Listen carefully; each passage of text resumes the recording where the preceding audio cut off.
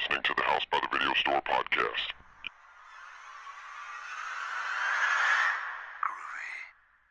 There's no more room in hell.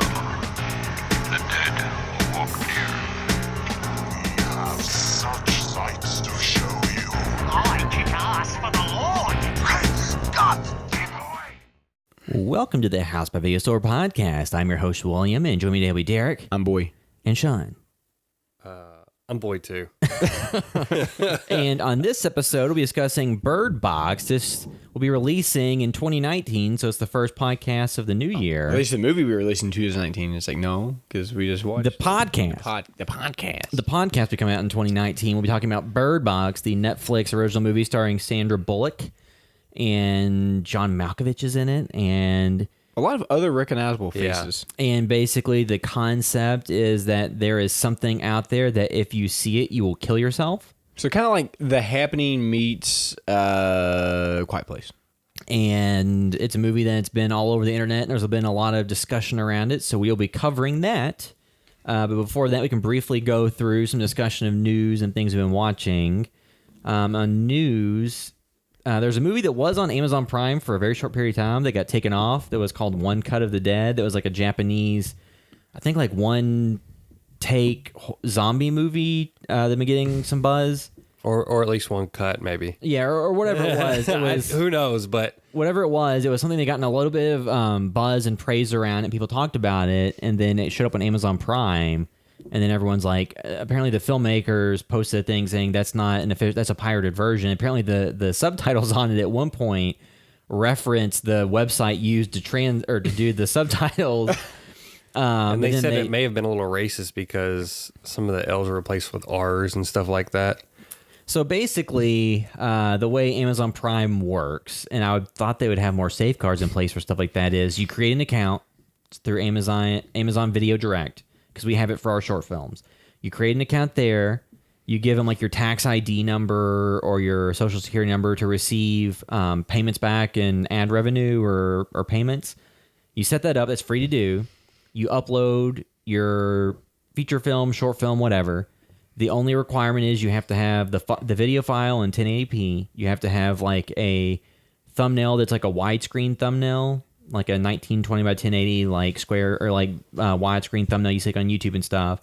A poster image that's 1200 by 1600, and like an alternate image if you want that can show up behind when you open up with Amazon Prime. Like an image is not one of the posters that shows up in the background behind it. So you have to upload like 3 images, the video file, and depending on the territory you're releasing it in, a subtitle file in that language. So if you're releasing it in the United States, you have to have an English subtitle. And to release it in other territories, you need to have subtitles in different languages, like Japanese for Japan or whatever. It's free to do. We put our short films on there. It's not hard to do. But you would think they would have more screening on the front end to make sure that everyone who uploads the video, it's appropriately by the company that owns the rights to it, and not just somebody that ripped a Blu-ray and made all the assets and put it up. Yeah, because you think of it as Amazon like being a bigger... I could see you getting through on YouTube as like this, but Amazon I feel like be a little bit monitored. Because on YouTube, what people do is they'll take a video and they'll speed it up like 2%. I want them to start slowing down by 2%. So they'll do something where you can get it or it doesn't get caught by the copyright content filters, but... Just real quick, the biggest one on YouTube that we caught was one time I'd watch Texas Chainsaw on there. And when I was listening to it, Sweet Home Alabama was like, and it was like, that was what caught me because it was so much faster. And I was like, that's really weird sounding. And I realized the movie is like 10 minutes shorter. And I was like, oh, they sped it up. Because too, when we were doing some podcasts, I was just looking for trailers for, was it Summer of '84 after I had watched that? Because I paid to rent it. And then I was just looking to find the trailer. And on YouTube, somebody uploaded the entire movie, but they had just sped it up like 2%. And it was like the week it came out, I was like, well, that's shit. So I reported it because, like, no, copying, like ripping a new release indie movie the week it comes out, that's not good. Because, you know, when you work on these indie films, stuff that doesn't have a huge budget, it's hard to make your money back. And a lot of times these streaming deals and places that pick them up, that doesn't pay for the production of the movie. Because a lot of times, movies that are made for like $1 million will get a $70,000 streaming deal from Netflix for like 3 years. And it's like, that doesn't come close to paying back the budget of the movie. So it's just like, don't pirate movies like that. Just, you know, watch the legit copies and pay to watch them. Yeah, you're streaming. The only times that we ever really watch stuff on services like that is when it's really hard to get out of print stuff that is on there that we ourselves didn't do, and it's stuff that we can't find elsewhere for the podcast. To rent digitally or anything. Because we will rent movies, we will buy the DVDs and Blu-rays. Some of this stuff has just been really hard to find. So maybe we shouldn't have reviewed it, but we just, generally, in any case, we've done that. If it's available to then pay for somewhere, we do. Well, I don't necessarily feel bad for watching the remake of Texas Chainsaw Massacre on YouTube because I remember watching it in theaters when it came out. So it's like, I've already given them my money. Plus, that movie made a lot of money, probably. Well, so we don't condone. No, we don't condone piracy type. So One Cut of the Dead too, that comes out in UK, I think in January. No US release date yet, but I wonder too. Like, obviously, this is not a good thing. It probably hurt them as far as all those people that were jumping on it are now people that probably will not rent it. Because Bloody Disgusting had an article out that talked about it. Yeah, they will not be renting still up. All those people that watched it will probably not rent and pay for that, so they lost I've seen a lot of revenue. But hopefully, the good thing is maybe it created enough positive buzz to get some people excited about it for when it does come out. Legit. Yeah. So hopefully. So always, especially when it's indie projects or smaller budget things, always make sure to support the filmmakers. I mean, anything, just because the bigger ones, like the big movies, if they don't make money, if you love it and it doesn't make money, they won't make more, and they won't. A lot of people work on those, and because their livelihood. Because some of the stuff that we like, some of the smaller stuff I've really liked, I've gone beyond just buying a copy of it, and also bought like some merch because that's usually where the higher profit margin is. Because a lot of times with movies and stuff like that, if you rent a movie from Google Play or iTunes or something, sometimes not a huge percentage of that goes back to the people who actually made it. Because if it was acquired by a production or releasing company, and then you get like the cuts taken out by the services, and then you get like 50% of the revenue back if you're the person that posted it to like iTunes or Amazon or whatever somebody pays to rent it. And then of that, if it's a company that bought the movie, the filmmaker probably gets 0% of that. Yeah. And it usually just goes back to the company that acquired it. So if you want the filmmaker themselves to get money, a lot of times it's good to go to like the movie's official website or whatever, or the director's website, and then to buy merch, and then that's where they get like a higher revenue percentage. But in terms of movies, like, don't pirate stuff. Like, the thing that killed me was I've gone to people's houses who like combined incomes are like over $250,000. People that are in the upper tier, make way more than me, and they would have they all had Amazon Fire Sticks, and there's that one app on it where you could jailbreak it or whatever. I think to jailbreak it. There's just some app. I forget what it's called now. Everybody, a bunch of people work with use it. Something with a K or something. Kobe or something. Some app where everybody's using that to watch like ripped pirated movies. And I was just sitting there like this one place, and it's like we're in like $1 million house, and on this huge ass expensive TV, and you make how much money and go on trips to Europe and stuff, and you're stealing all these movies. You can't pay $3 to rent the HD version. Ripped it out of the TV and ran over to the sink and put it in the garbage disposal while everybody chased you around the kitchen with it. You can't spend the $3 or $4 because like there's a lot of stuff I just watch on Amazon, just rent it. It's $4 for the HD version, so it's like and like the movie that we ended up watching, I was just like, I don't feel good about this. I want to go rent it afterwards so they get the money because like. And then, like, at Christmas, and, like, one of our family's Christmases, I saw somebody get a gift of an Amazon Fire TV stick, and they were telling them how to do that. And it's like, you were somebody sitting here that if you saw someone steal a candy bar from a grocery store, want them put in jail and their hand cut off, and you're stealing hundreds of dollars of content. Like, I think, I don't know if my grandparents or somebody brought it up. My mom was like, yeah, some people at work. And I was explaining to them, no, that's, like, not a good thing. I had to explain to them.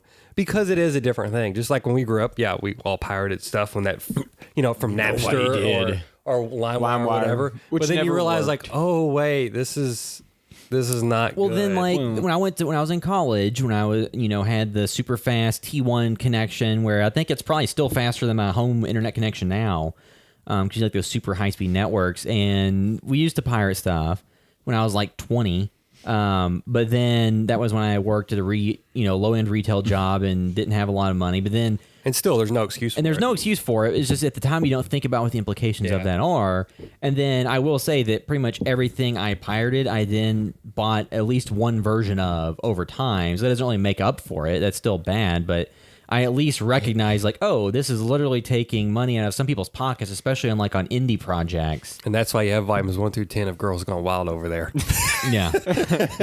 Yeah, unfortunately, back to the Crazy producers. co-ed. I guess I will say, fortunately, we no longer because back. I don't watch regular TV anyway. But if anybody that's our age or a little bit older will remember all the commercials that used to come on for Girls Gone Wild, because it was like, if you watch like Comedy Central or whatever, it was like Comedy midnight. Central's where I always see Yeah. it. Well, too, and the thing All night. the thing that was funny for Yeah, or those Bravo. was like the people I knew who actually bought them were always disappointed. It's like, why do you Yeah. keep buying it? Yeah, Somebody brought him to one of Brad's party one day, and they're like, "Oh," and somebody said, "Oh, is it good?" And they're like, "No, it's horrible." And they just put it on just because, and like it was just. Always enjoyed the Arrested Development. where they Girls make with fun low of- self-esteem. Yeah, girls with low self-esteem. And then the guy that runs it's a never nude. yeah, he's like, how can you do that when you can't even take your pants off? But yeah, so the bottom line is definitely make sure to pay for content and to definitely don't do anything.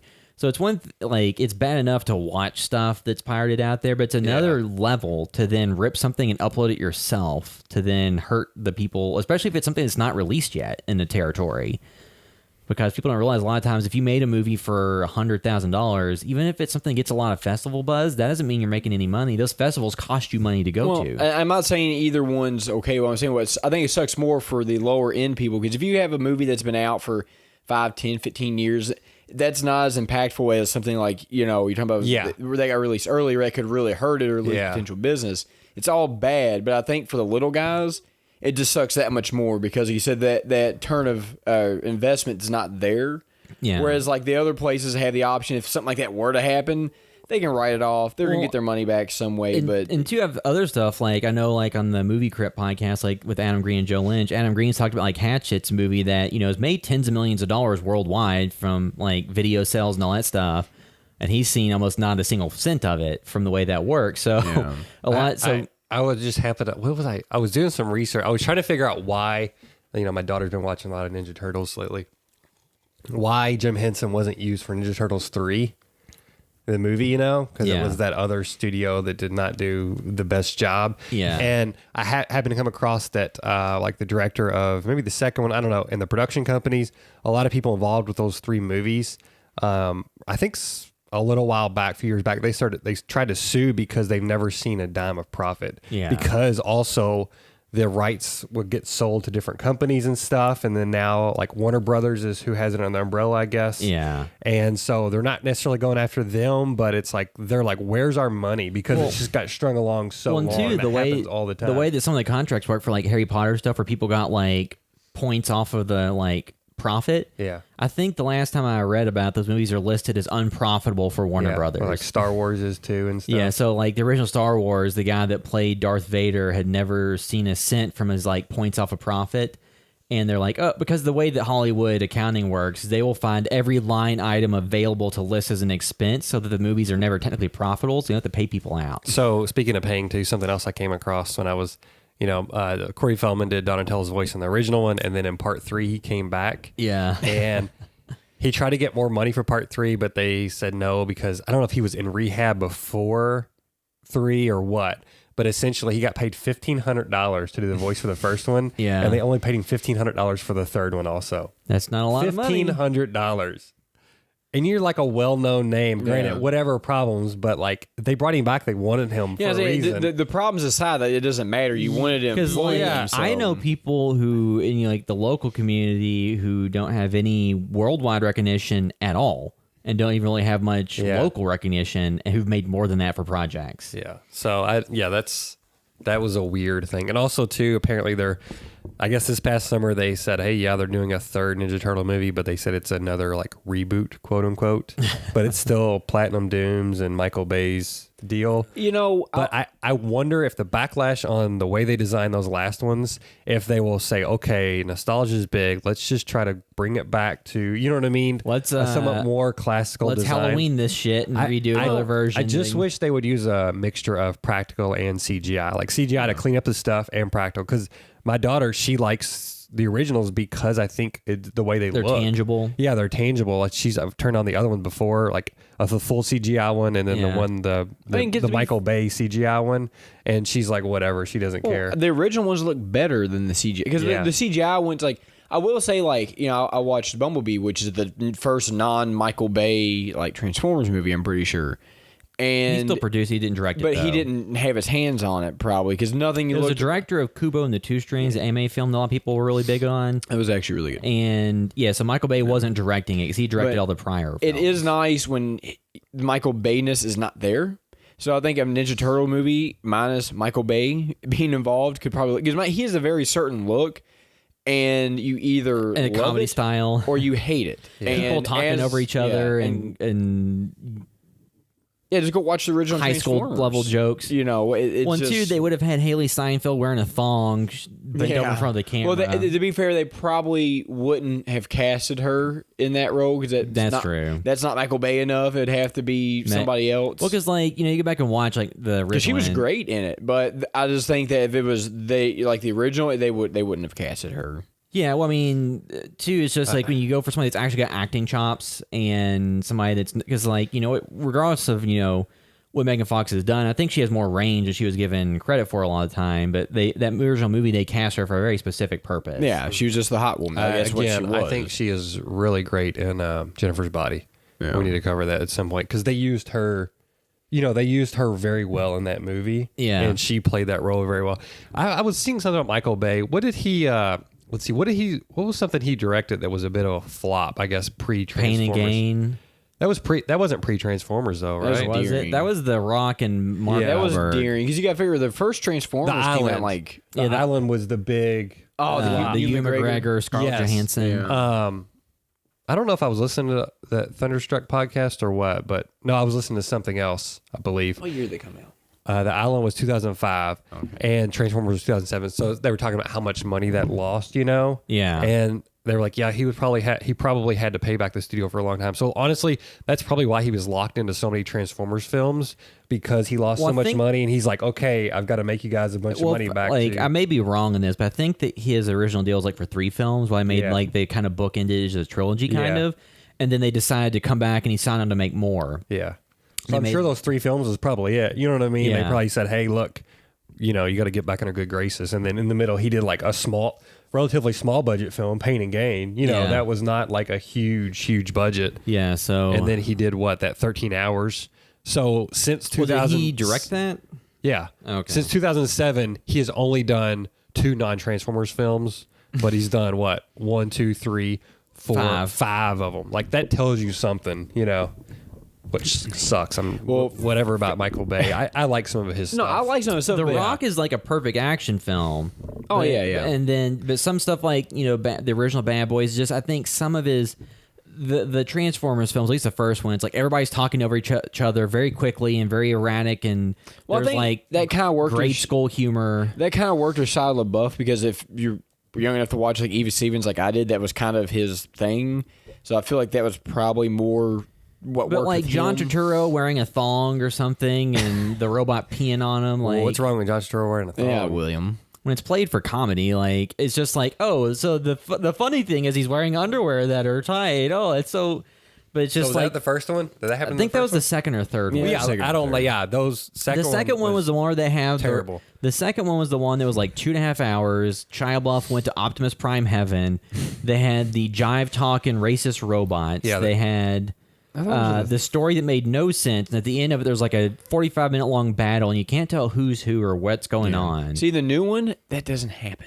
Yeah, I very mean, nice. well, I think it seems like they grounded it, and it like so from the first week to the second week, it only dropped 5% at the box office. Its debut is the smallest of the franchise, but I think it might have legs to make it profitable. We got any more news recovering, or do we want to get into what we've been watching? Just really brief news. The Black Mirror Bandersnatch is on Netflix now, and that's the kind of choose your adventure episode where during the episode, none of us have watched it yet. It'll come up with like on-screen choices, and you choose one or the other, and then it's just like a branching path that chooses like what you see. Now, if you didn't know like that, because I use my Xbox, so like I turn my Xbox controller on and off, and it'd be really annoying if you didn't know it the first time. Because you have through, and 15 like, seconds to damn choose it, or something. Damn it, because it takes almost that long to use. So have your controller at the ready when you watch it. Or Did your I hear it remote. doesn't work with Apple TV? I'm not there's sure. one big platform it doesn't work with for some reason.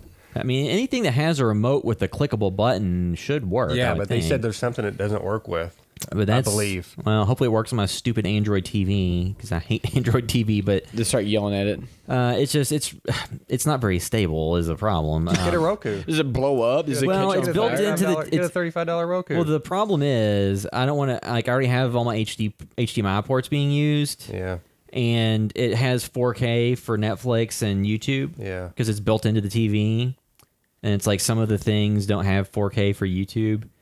But yeah, but that's out. None of us watched it. It's essentially just like a real life version. It's like there's some games like that are the very like quick time event. Well, like, you push the button. FMV. It's The one FMV that- games or The game- but there's Well, like no puzzle it's solving. It's a less interactive version of something like Heavy Rain from years ago, like the very heavy cinematic games. I kind of also remember like but then Resident like Evil, FMV and Resident Evil Nemesis. There was a lot of stuff like that in the game where you had to make decisions. Like it would do that. It would bring or up like the screen. those Telltale like Walking Dead games and stuff. Games where you do more just decision making than actual gameplay. But so it's just essentially making a video game, but instead of being CGI, or animated characters and voice acting, which sometimes can be terrible, it is real actors that have been in big projects in real life. Because I think they said there's up to like 5 hours of content you can see in that in the course of watching that. Depending, like I don't think it takes 5 hours to complete. Like it can take anywhere from like around an hour to like 3 hours, but I think in total there's like 5 hours of content in the entire thing. If you were to rewatch it every single branching option path. So it's kind of weird. Like I'm not sure how exactly we would review something like that. Like do you watch it enough times to see you just all give of your impressions because you could be like, "Hey, I did not like the time it took to mess." You know what I mean? Or yeah, it would be it's interesting, but it's a cool thing, and I heard that the gimmick works for the story. You know what I mean? Like I it's think about a video game developer in the 80s. I didn't know what it was about, but yeah, so that's interesting at least, but. Yeah, so that's out. And then other Netflix, like I said, Bird Box been viewed 45 million times in its first week of release, which is a huge number. But And it's the biggest number for what any of their original. yeah, films. but Netflix has not said like what that means. Is that just simply that 45 million people hit play and watched it for more than 10 minutes? Does that mean that 45 million people just happened to watch it either in the autoplay preview or to watch it, or because like Facebook video views, they will count 3 seconds of watching something and you're scrolling through your feed as a view, which really isn't, because if somebody's just scrolling through and they're looking at their friend's post, and then in the timeline there's 2 posts and one is an autoplay video that plays for 4 seconds and they scroll past and don't pay attention, that really shouldn't count as a view. But so are they using statistics like that, or did that literally mean that 45 million people watched it to completion? Don't really know. Either way, but that's still a big number. They've claimed that it's their biggest. So it's obvious the their movie original. is having an impact. Well, I guess and you that's could- why we're reviewing it. Well, and talking about it hit at a good time because a lot of people were off work or not. You know what I mean? Not really working right now. Yeah. In between the holidays, counter programming to all the Christmas Sandra cheer. Bullock, I think when you have Sandra Bullock attached to something, that does make it more interesting, because you don't really think of her as Well, attached to with the something big schlocky. Netflix property like that, I think having like a recognizable name helps. John Malkovich. Yeah, you have Sandra Bullock and John But Malkovich. even like so, I mean, like John Malkovich being like a big actor, like that doesn't sell that to the average family or the average viewer. but most people know who he is. I don't, like if you were to show that to just like without 16-year-old kids, they have no idea who John No. Malkovich They don't know who is. Sandra Bullock is either. No, yeah, they don't. They They might might know don't. her. I've seen a lot of people say call her li- the Bird Box lady. Yeah, well, that's true. But at least she's like in recent years has been in like The Blind Side. Is there a movie Ocean's called 8, Being Sandra Bullock? Gravity? No. Well, that was also in a studio indie film or whatever from like 15 years ago or something. But just overall, I think their approach is going to be to try to do more big profile, high profile movies like that versus just smaller indie films where they acquire them at festivals for $200,000 or something. And I think we've seen the streaming platforms try to go away from the acquiring stuff at festival approach to the making their own. Well, that was them bailing out the Now, studio. Here's the thing that's funny, just real quick, as I know we're kind of saving some of this for discussion, but like Cloverfield, whatever bullshit that was. Paradox. Yeah, I don't care.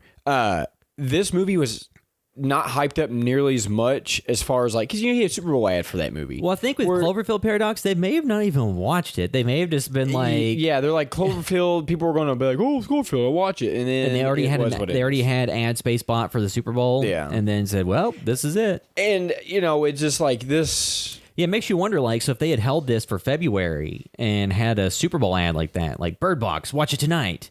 Would that have been? But obviously, with the amount of it being the biggest amount of views they've had, it worked. This would have delivered way more than that did. Here's the problem. Well, let's save all the discussion for the. Also, speaking of studios being bailed out, that Holmes and Watson with John C. Reilly, apparently, they tried to sell it to Netflix, and Netflix said no. No, yeah, because so that's they the case probably of them not billing somebody. Because what they may have because I think the production budget, according to like Box Office Mojo, was like $40 million.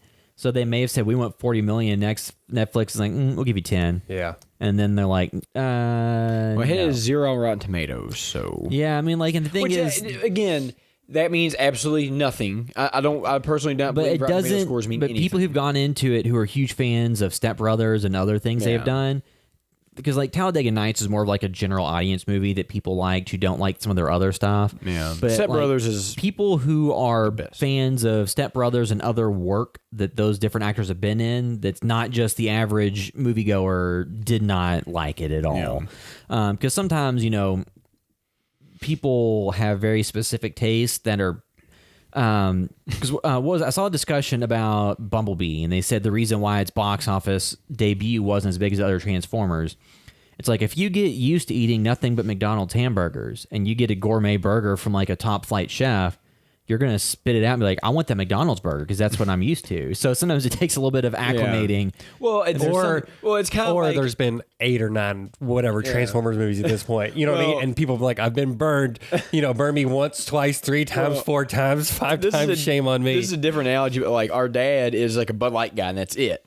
And there's a local restaurant. I think it's a chain, but it's Hopcat, and they have all different types of beers. We went there and you ordered Bud Light, and the guy's like, "We have Bud Light." My dad's like, "Oh, Bud Light." He's like, "But look, I will bring you 5 different beers, and you can try any one of them. Which one you like, we'll get you for it." So he brought it, and it ended up being a Fall City. So he tastes it, and he's like, "Oh, this is really good. I'll probably drink this over Bud Light." So sometimes you can go in with like Bumblebee and be like, "I really want this," and then you get something better. You're like, "Oh, okay, that's good." Well, I'm just saying, like for comedies. No, but that's true. I think because like of the Adam Sandler Grown Ups movies made a lot of money. Yeah, Aquaman made a lot of money. Well, none of us have seen that, so it's hard to judge. And some people really like it. Yeah, I don't How want to crazy see a movie about a waterman. What appeals to me is the scope of that film, just like Valerian or whatever, the Luc Besson movie. Like I like seeing a lot of money on screen and just crazy worlds that are newish. You know what I mean? Like they made like a new type of like sci-fi world. Just one thing I've looked at over the Christmas, which is refreshing. The 3 of the biggest movies, which was Spider-Verse, Bumblebee, and Aquaman, were all big movies that did not have a white male actor as the lead. Because so you're saying they're all terrible? No, they're all good. But I'm saying like it's refreshing though that you could have like Bumblebee, which is Haley Steinfeld, and then you have Jason Momoa, and then Spider-Verse, which is it wasn't live action. But still, like, it's kind of cool to see all 3 of those movies do really well and not get the bullshit treatment. Well, I do think they all, to some extent, cannibalize each other, not because of the content, just of the timing. Aquaman's going to break $1 billion. I'm just saying, but I think that all the movies would be doing slightly better if there wasn't all 3 of those movies competing for the same audience. Yeah. But it's just kind of cool to see that, and it's like, because I don't think 2-3 years ago, or even a year ago, maybe that would have. Well, there was a line of thinking, which is why like Scarlett Johansson was casting Ghost in the Shell, is you have to have like a white lead actor that has like a track record for a movie to open internationally and do big box office, and that myth has been dispelled. And then that's why the new Aladdin movie, even though some of the images for it look pretty bad, they at least cast people from the areas that are supposed to be represented. It's still Disney and Aladdin. So it's not Jake Gyllenhaal's The Prince of Persia, which is like he looks like a Persian, but all that stuff is cool. It's just there's a lot of box office stuff. Trying to think, like there's other news like. People are saying like, oh, they'll eventually. Well, actually, New Line said they'll get around to making a Nightmare on Elm Street reboot or remake or whatever. That's such a minefield to go into. We've talked about that movie so much. I don't think we have to discuss that much more. And people keep arguing over the same thing. It's like, how many times can you talk about the same point? The franchise fans want this one actor to play the character. Well, if you're really a fan of the franchise, you're a fan of the franchise, not the actors. Well, So I think, you got to but I get think a lot of over people that. are just fans of the actor. Then they're not a fan of the franchise. You're a fan of. well, does it matter? I mean, Yeah, it does matter. Well, Because this- if you're He is the franchise to some people, though. But I'm saying if you're truly a fan of the franchise, regardless of who is Freddy Krueger, your ass will still show up and buy a ticket. And Well, so watch here's the it. thing, though. So And I was a that's how it fan. works. I was a fan of Twin Peaks, but whenever the Showtime stuff was going on, where David Lynch said he wasn't going to direct it, it's like Twin Peaks without David Lynch is pointless. So to some people, a certain But would you at least experience, give it a shot? if it like got amazing reviews, I don't but- care if it just hit anything. If it, regardless of the reviews, if there's a franchise you really like, Now, and- if I really no, sometimes I'm like, no, I don't want to watch it Yeah. because I'm afraid. I have done that Yeah. before. I can't remember. But- There was one thing in particular, and I can't remember what it is, but I don't know if it's a sequel to something, and I'm like, I love it, and I've heard the other one is awful, and I'm just not even gonna. Yeah. But I think there's certain things that people can like so much, even if they change up different. Like Yeah, Batman. 95% of the time, I always give it a chance. Like, Well, but and there's two, a the couple other thing things. is, I How many would- Batmans have we had? And, like you're going to see a Batman every time Batman comes out. You're going to go watch Batman. But the thing is, every like- time and You like, got to see the Batman. yeah, you gotta see the Batman. But like Friday the 13th doesn't really matter because they've had 20,000 different Jasons and who whatever. But like, and even with Halloween, Well, they've it's- had multiple Michael Well, Myers. it was funny though, seeing like with the franchise, like without spending a ton of time on like that Friday the 13th, like the 2009 one. I thought it was no worse than most of the sequels. Some people just hated every single decision in it and pointed why. And it's like, oh, essentially you just hate this because it wasn't made in 1987. Yep. Like, Again, though, I just think if you're a true fan of the franchise, but here's the you'll thing, though, at least let's give it a not shot. stratify people out into I'm saying. not. I'm just saying, like, if you're a real fan of the franchise, if they get another actor, give it a chance. The basic thing- because we just talked about the analogies of the McDonald's hamburgers and all that crap. And it's like sometimes it might not be what you want, but you still might enjoy it. Give it a or to shot. use Batman, it's not the hero they deserve. The hero they Yeah, I'm need. just saying, like, if you want these things to be successful and continue to be made, instead of getting the internet like, oh, this is stupid. Well, Give it a basically, shot. the internet has been great and the worst thing ever for fandoms because some of it's incredibly toxic and there's just almost no positivity that comes out of it. Well, like even James Wan had to get on there and like told people to quit tweeting at him about his movie being like because like Or obviously harassing people for liking it or something like that. or both Or for not liking it. For Yeah, he said for not I don't liking it. it's like again like if you do or don't like I will never get on Twitter. There's movies I really hate and if you listen to the podcast you know my opinions like, on those if movies. But some- I will never tweet at anybody who likes. Oh them. yeah, and two, like I would 'Cause that's never, their I would opinion. never tweet at the people involved in the movie. 'cause Unless if it was like Sean or you or like Yeah. Arnie or somebody, Yeah, then I you're would. giving your But if- friends crap. But if I don't know that person individually, I would never get on there and be like, "Oh, you're an well, idiot I've for even liking seen this." people who are indie directors of shorts and stuff, where somebody sees an article on a website and then comments to their social media and says, "This was the most trash thing I've ever seen." Yeah. And it's like, well, what's the point of that? I And if mean, you get on there and you see something and you tweet at the person who made it, don't do that. That's that's stupid. shitty. I mean, and two Yeah. though. It's like me finding out where you work at and then go tweet at your boss when you do something stupid and be like, "Oh, look at this idiot." It's You like know? this Like, is go- the go this have this a is the life. worst barista I've ever experienced in my Yeah. life. 1 out of 10 would not buy Yeah. from again. Like, don't do that. But Nobody yeah. likes that. Nobody likes to snitch. So don't yeah, just fandom has just become so toxic. So before I forget, it kept going into my mind and out. The Jordan Peele yeah, we need to talk trailer. about that. That looks good. William, you didn't watch it, right? Or you No, didn't I watch the whole did. thing? Did you watch the I who thing? did. Yeah, I don't think it's too spoilery. You know what I mean? I mean, you had to it have- gives you you had to have- tone. you had to have gives you context. tone and Yeah. love what they do with the music in that. you Yeah, know? they use I got 5 on it, so they remix that for like chilling I effect. mean, it really has a not quite, but like a Carpenter-esque. It almost giving you can hear it pulls out a theme in there that they can use that throughout. Yeah. If they want Well, and- to. and- They may not. It may just be for this trailer. I didn't think it was too spoilery, but me and you and William are all different. Like I don't shy away from I trailers. don't think it was too. But I think you have to because I can't remember. There's certain movies where they like Overlord didn't sell enough in the trailer what it is. So I think sometimes you have to give. To me, it looks not be a Well- spoiler. It looks like they run to a group of doppelgangers, and it's about that. I don't but then know. too, there's no context for like why or yeah, what. but that's all you need to know. And- Doppelgangers. Go. And two, I But do. there's rabbits, so it's like rabbits and cloning. Yeah. You know what I But mean? something Like, else that I've seen that like is out there. So when Get Out got a lot of praise and love, there were people who were basically saying like, "I'm not racist, but this movie was trash." Yeah. And then they're now saying, "Oh, this looks way better." It's like, what about this looks way? I mean, it looks really good. I think this is leaning way more into the horror stuff, more- the horror imagery. You know, a lot of the other stuff was like tension and just the social horror. Yeah. As far as, you know, there was obviously some other there's- things towards the end, but a lot of this was social horror. there's- This is people getting chased, Yeah. fire, Well, cars there was on also fire. the people who were saying like, you know, I'll stand by this till the day I die. Get Out wasn't horror, and this looks like horror, so automatically that makes it better. Yeah. Yeah. And it's like that's such a weird. Okay, first of all, viewpoint. horror is completely up to each individual's It's interpretation. like, so really, if you're seeing like Psycho was one of the biggest horror films when it was released, And it was like a that's big not deal. even really Would you horror say it's horror now? It's more of just a thriller that has to do with mental health. You could make a movie about agoraphobic and make it a horrific movie, but because it's agoraphobic, you know, It's just like it's just all up to labeling stuff in that way is like not a very Anyway, back to the trailer. Forget those people. Yeah, because the trailer- forget the those trailer people. looked very- You never win them over. No. You know what I mean? the trailer left me very excited to see this. Yeah, I think it looks. I think it looks cool. and I just really like the idea that he's going to keep making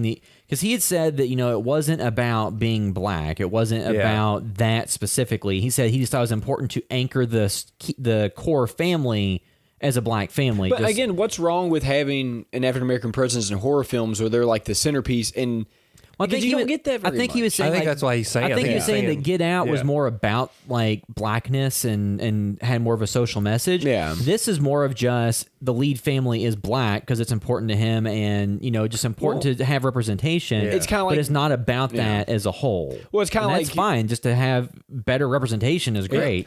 I you know, this is so early in his career as far as feature filmmaking, but I almost feel like he is like almost turning into like a Spielberg as far as crowd pleasing. It seems like that first film.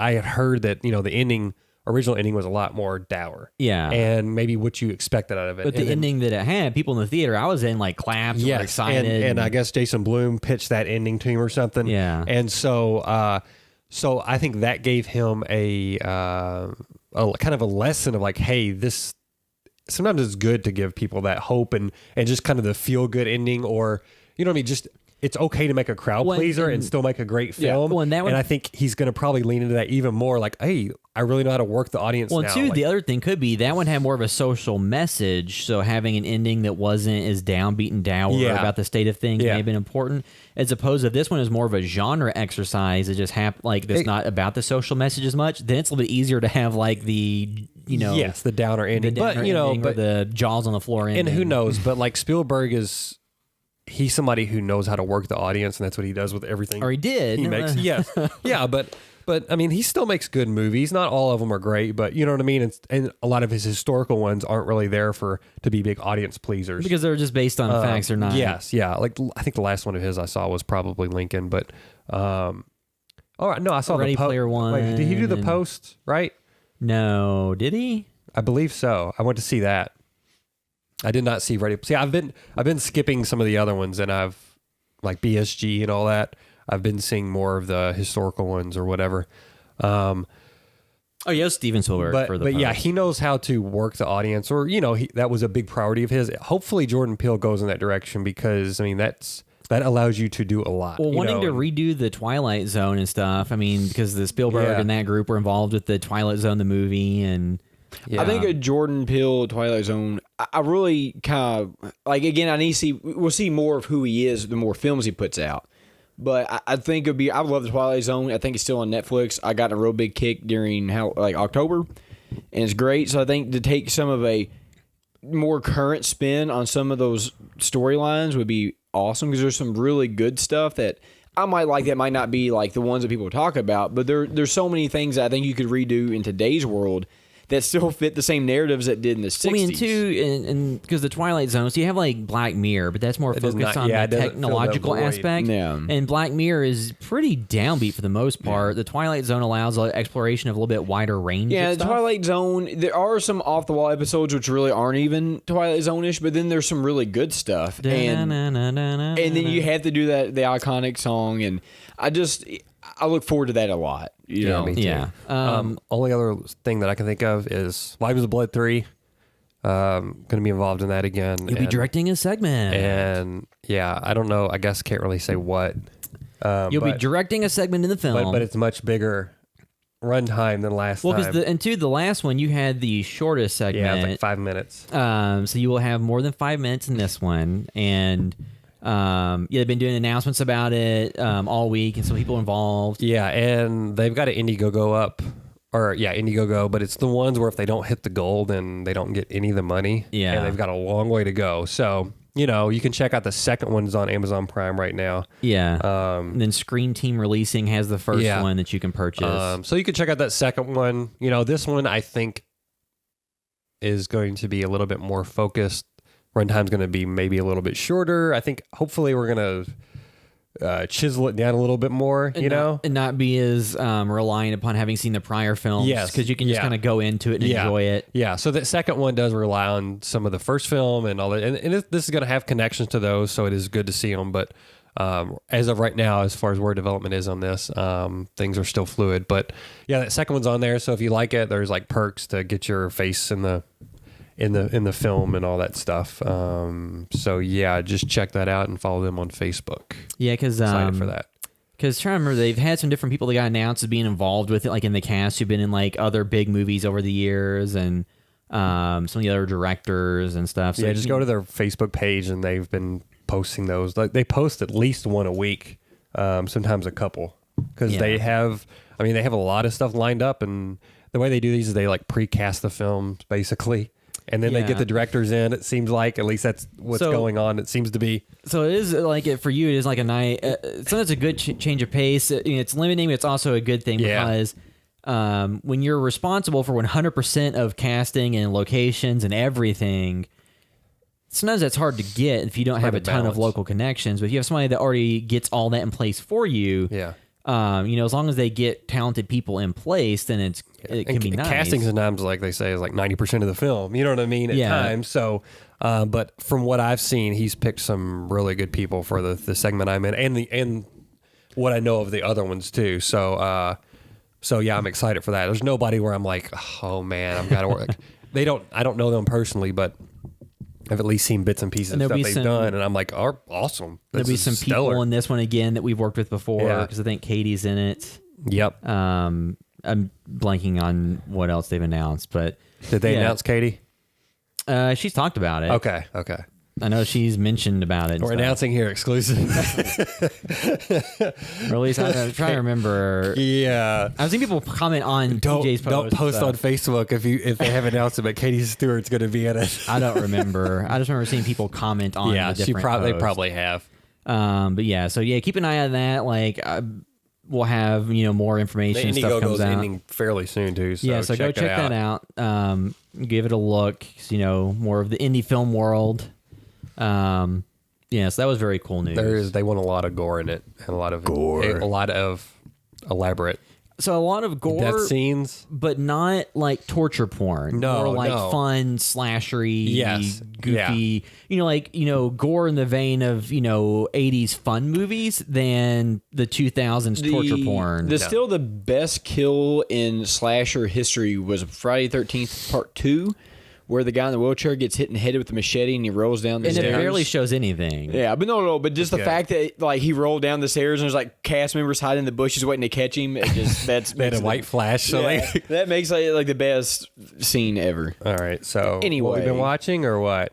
I didn't really get a chance to watch a ton because it's holidays on stuff, and watched Bird Box. All right. Well, I got a couple things. So they did announce Katie, so we didn't blow anything there. I saw Spider-Man Into the Spider-Verse, which I think we've already talked about. But it's real amazing. Quick is the best Spider-Man film that has been made, hands down. Everything about that film was perfect. There's nothing I didn't like about it at all. I was off work for like a week for holidays. I took some time off, so I went and saw the movie by myself because it just kind of lined up that way. And I thought I was gonna go see it like Friday before Christmas, and it was gonna be kind of dead because school wasn't out yet. I was wrong. It was just full of people. But it was really interesting just seeing everybody there, like, excited for there was a lot of parts of the movie where people that were even younger than us that were still excited for the Spider-Man 3 reference. Yeah. Which is funny to me that kids that are maybe 10, 15 years younger than me, because I'm 28, would know what that is. But it was on Netflix Well, recently. don't spoil anything. Well, no, I it's- mean, it's it's a fun gag. Well, it's though. stuff Yeah, that no, may have it's been in the trailer. It's Oh, been in the is it? trailers. So yeah, I that didn't. was. Well, I didn't watch it. I watched the trailer once when the announcement one came out, Yeah. and that was pretty much it. Well, I mean, I would just like all the reviews so are so I didn't even glowingly know positive. like lead character. I think they kind of keep that hidden a little bit. Like I didn't know any of that. So basically, the only thing you really know is it's Spider-Man and it has Miles Morales. It's Miles but it's a Morales. Spider-Verse. So there's other versions of But Spider-Man. It's just and Miles Morales' introduction, essentially, but they add in a bunch of other stuff. It's really it's good. fun references movie. to stuff that's come before in the Yes. franchise, both in movies and in comics and in series But and stuff. And my number one thing I got from this is you can make a great Marvel movie that doesn't have 18 other movies attached to it and can be its own fun thing, and it's really refreshing. Because this movie, you don't have to know anything about anything whatsoever. You can go in, have a good time. if you know the Spider-Man exists. Yeah, you just know that Spider-Man is a man and he is a spider thing. You're good. He is a spider thing. Yeah, there you go, and you're good. And it's really nice that it's not like the MCU where you okay, this is the 37th movie into the franchise, it's so we have not- to hit this plot beat, this plot beat, and this plot beat. So this can no. I mean, if you were to break down almost every movie, they do hit like a standard kind of structure. But although this is going to span more movies, structurally, it was very fun. Structurally, actually, it's kind of similar to The Last Jedi. I won't say how because that's a spoiler. But No, but this was very fun. Kylo Ren did make an appearance in it, and Rey moved some stones. But and then 10 out of 10 on that. It was great. Watched Bumblebee, really good movie. Haley Steinfeld, which was also in Spider-Verse, as Gwen, Spider-Gwen was really good in that. She just is a woman who's like I think turns 18 in the movie, and she wants a car. She finds the Bumblebee in the junkyard. But So what anyway, people wanted out of the first Transformers. yes, and what I kind of like too is like me being at the same age that she was in that film, building cars with my dad, like our dad. Yeah. It kind of hit something with me on that because I can relate to that a lot because that was kind of obviously like that was a lot of fun, and it was kind of cool too that like in the movie, even though she was like a female doing car stuff, it wasn't like a woman working on cars. It was just kind of like it is what it is, It's like, oh. Which being around that stuff, knowing women that did that, it's like, yeah, that's normal. And like, I like the way they took it. John Cena was great in it. Anything you can get John Cena in, I will watch just for his performance Well, he because seems- you need to see Blockers. Have you seen that yet? I have not. He seems but- like man, he he's- seems like somebody who needs to be appropriately utilized. But he's so great because his charisma is like at a 10 at all times. So he's just a joy to watch. And just Yeah. the way he interacts with everybody. He's almost too charismatic to be a villain. So it's kind of not, he just doesn't. Spoiler. It's kind of, no, it's not really spoiler because you kind of get that from just watch the movie. He's just But, a military guy or something. yeah, it's kind of like The Rock. Like The Rock is hard to see as a villain. So Well, it's like in those other Transformers movies, people have worked with the military or whatever. So, Yeah. even it just depends on the frame of reference if they're a good guy or bad But anyway, guy. I highly recommend if you're fan of the Transformers franchise, give it a watch. It's And you- really if you- worth it. So you're saying that if somebody didn't like any of the other iterations, this This is is worth much. checking If out you they were a wanted, fan. if you wanted what like the '80s was in the designs, like then this is that because they all look like that. They all look accurate to what you remember as a kid in the comics or the toys. they actually look like the cars and Yeah, stuff they're like- based on. Optimus Prime is a Freightliner, flat nose, like over the road truck. Like it's what you wanted. It's not flames on a Hot Wheels car. Yeah, it's not flames on a So it was a lot nicer. The only other thing is when a Mortal Kombat kick got my old Sega out, got bought Mortal Kombat 1, 2, 3, and Ultimate 3. Ultimate 3's probably got the best roster because when Arnie was giving me some shit about that. And I got Street Fighter New Challengers, which that's all right. Yeah. I like it. I just kind of prefer the Mortal Kombat pacing a little bit more. But I will say that those games are pain in the ass because like you have to be really good to play it like even normal or hard and do some of these battles because if you're on Street Fighter or that and you're not like that game's not your religion, like it's almost impossible to beat. Because you get to, I don't know why Mortal Kombat always felt cheap at the higher difficulty. did. Cheaper than Street Fighter at higher difficulty. Way cheaper. Yeah, both are like, like- really hard when you bump it up there, but it just like Liu Kang's not even more like frustrating. Liu Kang's just a regular roster character, but when you go against him, he's like almost impossible. Well, when to you beat. play a lot of older games, they'd have the rubber band system. So the second you start to get the lead or doing well, then the system like would just ramp up the difficulty and Yeah. stuff. That was really bad in old like racing games and stuff. Or like old wrestling games or stuff because you would have the rubber band effect. But that's really what I've been into. Just a bunch of Mortal Kombat, old Sega games, fighting games, and the big holiday releases. Yeah. I've kind of started rewatching, like while watching my daughter, Annihilation, just because year end stuff. Popped on Heredity again. Almost Hereditary. I watch Hereditary because it's on Amazon. You didn't like it? We'll get into it when we talk about it. Year. Okay. I didn't hate it, but we'll get into it. And I watched Tully. I enjoyed that quite a bit. Sully. Tully, the new Sully. Jason Reitman movie. Jason Reitman. Oh, the Charlize Theron Yes, movie? yeah. Have not seen Sully. And then Sorry to Bother You. That's Oh, on, you haven't mean to that's watch on that. Hulu. Yeah, that's definitely probably one of my top 10s of the year. Just, I feel like it's- the movie kind of got forgotten because it was kind of, I'm not saying it's a weird movie, but it was so just kind of like a weird, Well, I think It is. and it just kind of got pushed It is, down and by a that's lot why of it kind other stuff. of appeals to me a lot too, just because it's Out there, the different. tone, the humor, just kind of everything is very distinct and gels with me. You know what I mean? Like it gelled with a lot of people. A lot of people love this film, and I do as well. And it's definitely one that I'm like, okay, this is a kind of a little favorite of mine now. Yeah. That it would definitely be on my top 10 of the year. I don't know if I'll do a top 10, but I'm just saying it's one of my favorites this I'll year. just say I just real happened to quick. miss it at the time in theaters because it's busy with life. All the years we've done the podcast, this may have been the most loaded year in movies that were just good that I can remember. Just so much stuff came out. There's so much stuff I can't remember what I watched because all that came out this and year. two, you also, have the double tap. You have the streaming services releasing a bunch of stuff too. So like Haunting of Hill House. There's all these. There's stuff coming from every direction. It's not just theatrical releases. I started watching Terrified again or Terrifier on Shudder. or Terrifying. Not the. okay. No. This is a Spanish I horror know. film. Yeah, I know. Yeah. And I didn't watch it. I I'm know what you're halfway talking through it. about. I was going to try to finish before this one because I'm really enjoying it. I think it's doing a lot of things right. So I definitely want to check that out before we did our end of year. So we're going to start on the end of year stuff next episode at least. Yeah, I think one thing. I know before, like the only real category we had that wasn't like a best of or favorite or whatever was like most disappointing. I don't want. I think we're gonna drop that. Yeah, because just- that's not fair. Because here's the thing: even if it's like not even saying bad movie, just expectations versus reality. Like the internet's so negative now. It's like That's And fine. look, 'cause I've seen like top, like I've seen worst 10 list. No, and- I never wanted to do like worst movie. Well, somebody had one the other day. Like we won't go into too much. So they had like Hereditary is like the top as a top 3 worst movie of the year.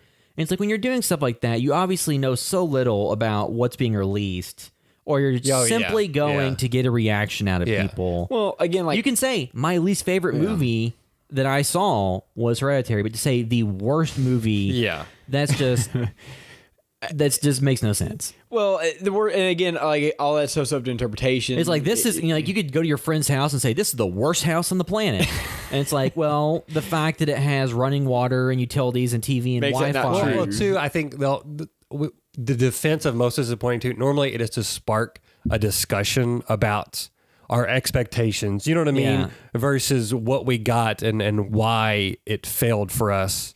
And two, it's just discussing the art. Like, okay, why did this fail? Why did this not work? Why did we think it was going to work and it didn't? You know what I Yeah. mean? Like that was always like my spin 'cause on we it. didn't It just- we wasn't didn't like crap just, on stuff. No, and sometimes I've crapped and sometimes I would say like, hey, this is still like still I think a good film, but overall it was most disappointing because I expected so much more from it or from the filmmakers. You know? Yeah. So we ready to move into Bird Box? Yep. So Bird Box is The happening. The Bird Box, and we will hold the spoilers till the end because it's a movie where, I mean, you don't know exactly how it ends. I think real In quick, terms of like story wise, there is like There's not much to it. It's pretty straightforward and mysterious. I think we keep the structure. I think we can probably do a very quick Well, spoiler-free thing. has anybody not talk about the ever- structure, anything like that, and then go into it because it is Netflix and it's pretty easily available. if you've ever played Oregon Trail and you make it all the way to the end where you have to go through the river, this is that movie. well, like no, it is not that movie because that's what I Yeah. thought this movie was going to be. so I'm talking about so Oregon Trail where you're in the the little thing. You had movie- to. I know, but so I was kind of like, I'm okay. Like only because people were hyping it up. I was like, I don't want to see Sandra Bullock in a blindfold stumbling around for 2 hours. You know what I Kinda mean? get I that thought a that's what this film was going to be because A Quiet Place is a lot of them being quiet, and it's fine. That's not annoying in that film. It works really well, and I thought this was going to be an entire film of that. Thankfully, it is it cross cuts between Present day, time like 5 years ago. and it keeps it very fresh. And sometimes I don't like it when films do that. I feel like they're just using that as a crutch. Sometimes it's like the movie Don't Breathe kind of spoiled the movie by opening with the end. Yes, yeah. So sometimes I don't like that because it feels like, oh, they're just like buying time or trying to fill time. But for me, it almost felt like the stuff before like almost was the movie, but it I don't know. I feel like it did so well to build the character that made the other part, the I guess quote unquote current day stuff, which was relatively light compared to the other stuff, matters so much more. And I think the structure worked perfectly for this type of movie. Well, too, I've heard the comparison a lot between The Quiet Place and Bird Box. I mean, they're similar. And the difference, in some aspects. the main difference, I would say, the similarity is the high concept of you can't look at something and you can't make noise. So that's like the high concept type aspect of it. But I think the buck stops there. Mostly. But they're mostly not similar from that point, because A Quiet Place is a lot of making you get involved in this family and understand their dynamics. And there is one consistency too. There's both pregnancies in both of the films. But the idea was, in A Quiet Place, it's more about you only focus on this one family and you get to be where you care for them. Yeah. And then you set a lot of stuff up, and then you set up tension and suspense, and it's you set the stakes that way, and it's more about like, oh, I don't want this character to die, and that's how it works. As opposed to Bird Box is more of kind of laying out like what's happening now, how things got to that point, and it's not really centering it on a really lovable character. I think it is. I think actually, for me, watching A Quiet Place felt like it was more superficial. Like, hey, we need to care about a family, so let's build this up, and it was good. That was totally fine. I thought it was serviceable for the film, but it was in service of creating a lot of great horror scenes and tension moments. Yeah. And that's what made those better. I think as far as horror goes, this is less concerned with a lot of tension moments, and it really is about Sandra Bullock's character and how much she changes. Like Quiet Place, the characters don't really change.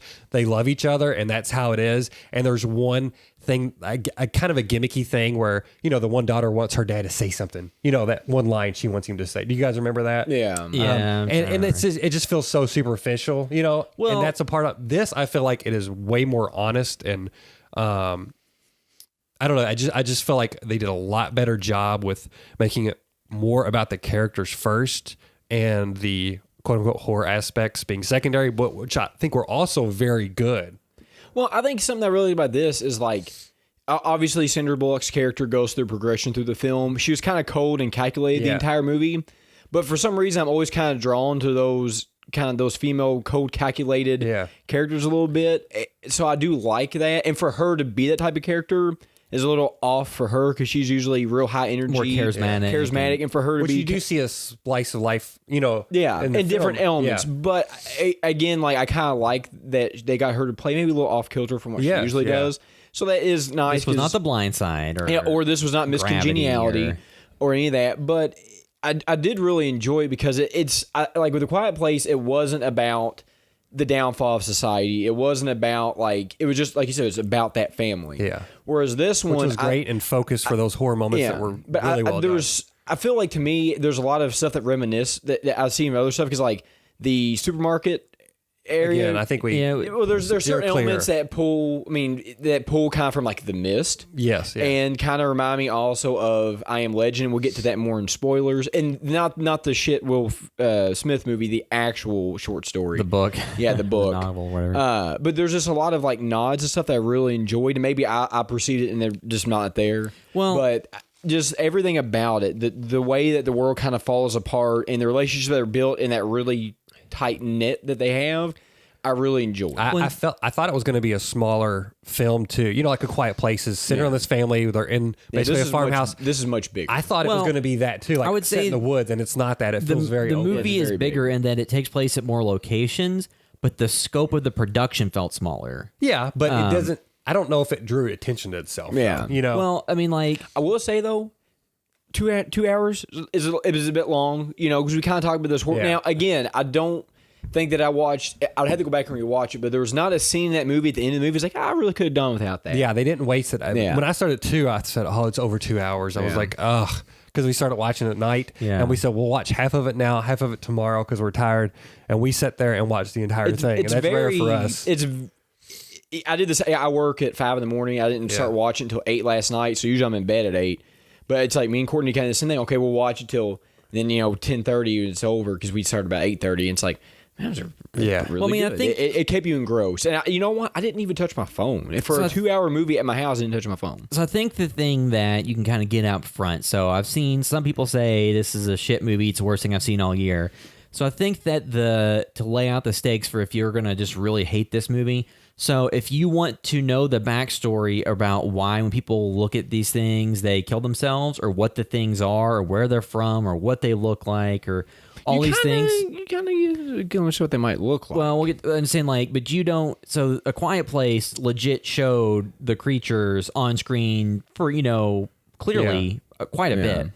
This movie does not do that. So if you want to know why it's happening, if you want to know how it's happening, if you want to know all those details, and if you don't get that, the movie's shit, then you probably will hate this. And I think a lot of movies, prestige horror movies, have had the element of like It Comes at Night, where you hated that or loved that. It wasn't giving you all the answers. And I think some people just really do not like the idea of not having all the answers. They want all the backstory, all the mythology, to see it up close on the screen, because the director of the movie even said they had like cuts of the movie where it showed a lot more than it did, and it was laughably bad, so they cut it. And I think that was to the movie's credit big time and helped it. But just some people, if you watch a movie and you don't know why it's happening and all this stuff, they just don't enjoy it. So if that's what you want from the movie, you're not going to get that. No, and I think... But because the thing I was talking about the other day, talking about movies, a lot of times in the real world, so think about the first time people encountered a tornado. The clouds are dark, you hear this rumbling sound, you see stuff getting thrown around, there's wind coming, you go hide and it destroys your home or whatever. You might have thought that like a god had come down and done that, or that a giant or a creature. So from that person's perspective, like they don't really know what it is. They just know they're afraid of it and stuff. So a lot of movies are kind of from the perspective of that. You see the person reacting to the environment and the scenario they're in, but not really understanding why or what. And this movie, I think, in that context, is fine. It's just if you want more than that, getting it. if you want an M. Night Shyamalan type twist where in the last act it tells you exactly what's happening and why and all that stuff, or at least like from The Happening or some of these older movies, like you're not getting that. But I think like this movie holds your hand enough to where you understand what's happening. You get the context, but again, like I don't really need to know why they do the things they do when they see it. I just know that. But some people And just also have to too, have they that. bring in some elements of, I'll just say, like that's typical in zombie films. And there's also other forces besides these things that are a threat, and I think that's handled very well, and another cool twist on it. I think there's more there. It's not just there's an invisible thing, and if you don't look at it, there's more threats. There's more threats in the world. I don't know. I feel like it was packed well enough, but also it didn't kind of over explain anything. Which even Quiet Place opening of that just gives you that big pan of like all those newspaper stuff, and it was just like I don't really need that. Well, I did not care. I did not need that. But I think it didn't hurt the film, but I didn't need it. But there's also one scene in The Quiet Place where like Jim from The Office, I don't remember his name. John Krasinski. Yeah, I don't remember his name in the movie. But John Krasinski was sitting there, I messed his name up, is in the basement messing with something, and then there's like a newspaper. That's what I was talking about. And it's like that, it just kind of cheesy. I didn't need it, But it didn't hurt it, but I didn't But I need think it. But if I had to think it makes guess- people happier to know. But if I had to guess, as probably like a test screening studio note was that, because and it's something we talked about before the podcast, is just like some people's taste and sensibility. I just don't get it because in real life, you don't know everything that's happening. I mean, you don't know every detail, but people probably watch that movie and then they're like, well, how'd they get to Earth? What happened? Yeah. So then they're like, okay, let's just, pad the backstory out just a tiny bit with some little snippets here and there and make sure we make it clear and on screen.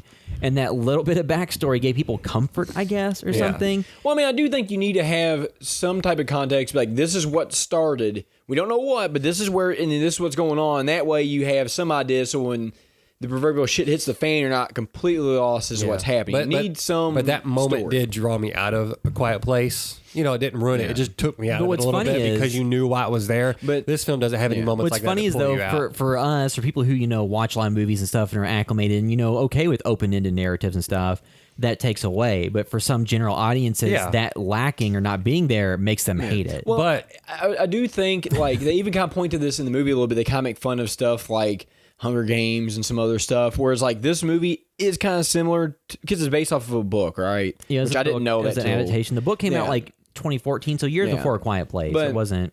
like those books that it kind of even references in the movie, which I don't know if that was referenced in the original book or not, but is kind of like over explained everything. And this doesn't do that. And again, like I am a person who loves like one of the reasons I love Resident Evil so much is because like throughout the game you can find little notes that give you a larger insight to what happened. But even without that, the game still makes sense, right? But in this movie, like it's like playing that game all the way through without getting little hints.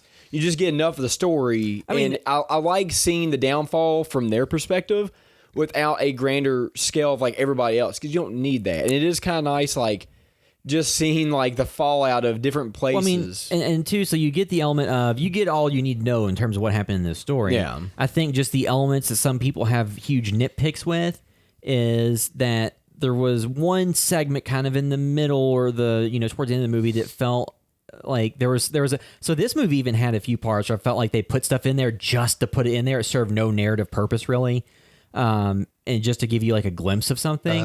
And it's like, well, that served no purpose. That would just only possibly make this plan fail, if anything. So I think there's some elements like that, and then like some characters kind of make boneheaded decisions. But that's in every movie ever made. Well, I'm just saying, but I think what happens though is some people, if they experience what they think are frustrating character moments in a Takes them movie, out, then that makes them dislike the movie as a whole.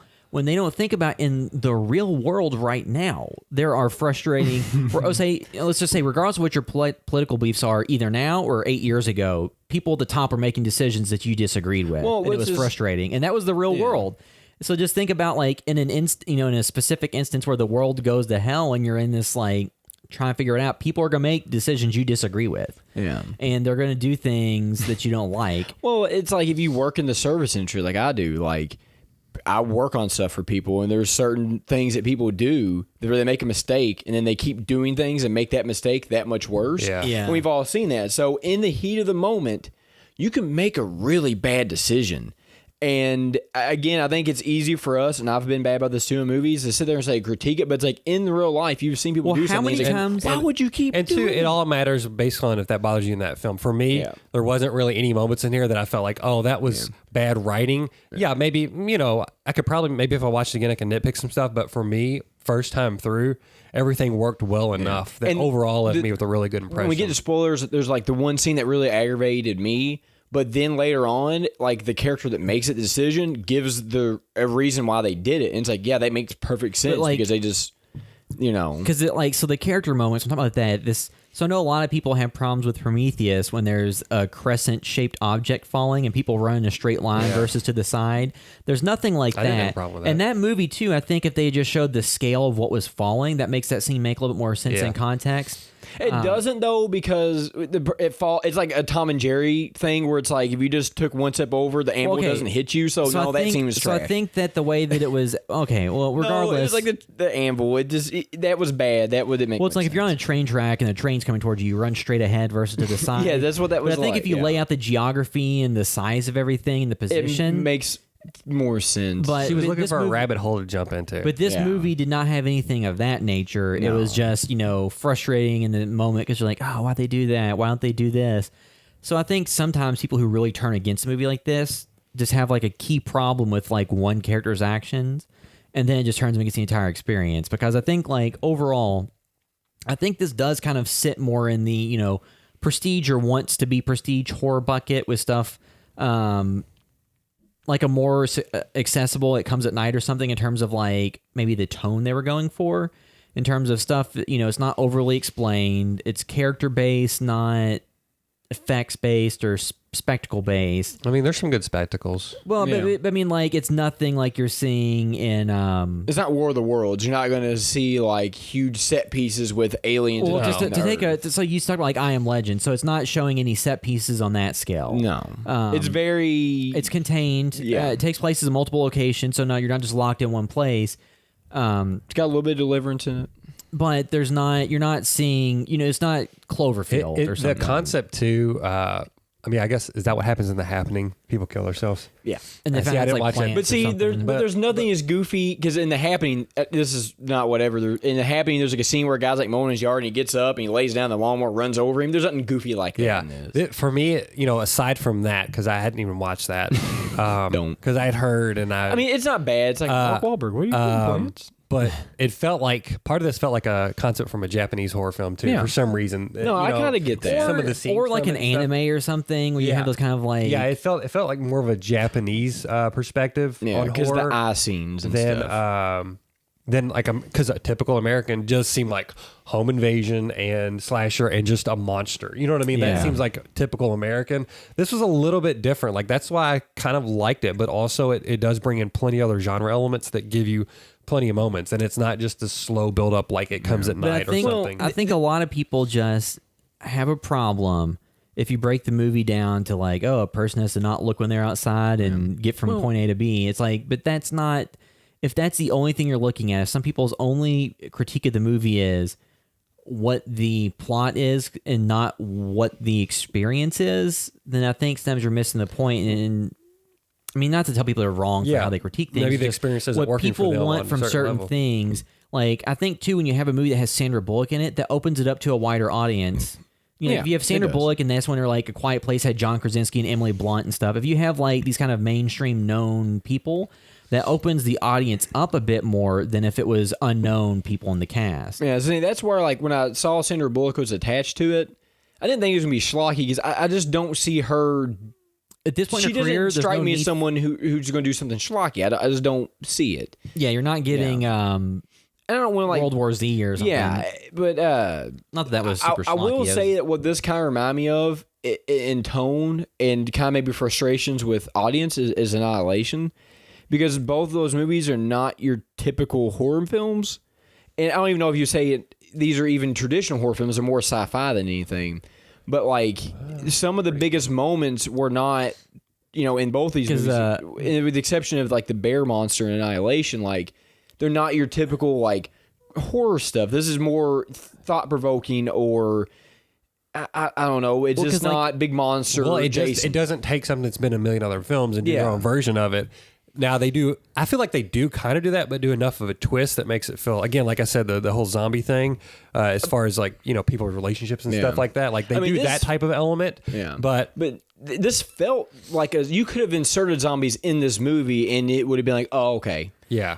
But because there's a lot of scenes that are very reminiscent to that, and again, that's kind of where when we talk about more, it just really gives me the vibe of I Am Legend, the original source material, because there are a lot of those moments. Now, again, like people who have not read that story or are more familiar with other stuff aren't going to look at that, but this to me pulled a lot from. Well, I that. mean, like in terms of like thinking of the feeling, it's sometimes almost more, like a Romero Dawn of the Dead type Which, nihilistic, pulled from which was I Am which is Legend. or the original Night of the Living Dead, but just like the tone of this isn't bombastic Spielbergian set pieces. Because I would say like A Quiet Place, regardless of what you thought of the execution of them, they did kind of set up what would be more traditional like Spielbergian set pieces. Yeah. Of you lay out all the pieces and you have all these things happening, as opposed to Bird Box felt more.